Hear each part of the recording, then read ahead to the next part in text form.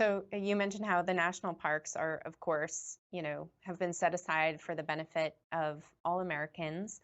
Um, but we also know that just historically, both within the staffing of the National Park Service and even the visitation to a lot of these national parks, um, people of color are underrepresented.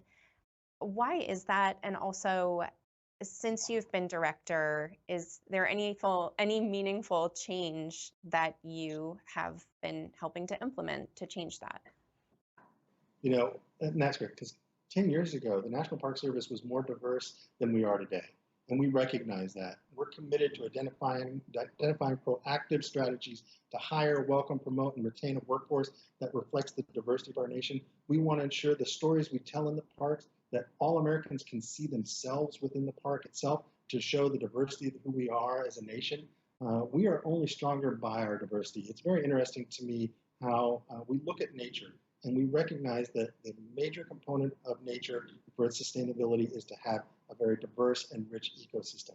It's only humans who have divided themselves and put themselves into different categories for whatever purposes. But we also recognize with the Park Service, we must have a diverse workforce so that we reflect who we are as Americans. And we are doing that through youth programs, internships, military hiring programs, and we've just recently hired over 30 recruiters for the first time to go out and meet people where we're at.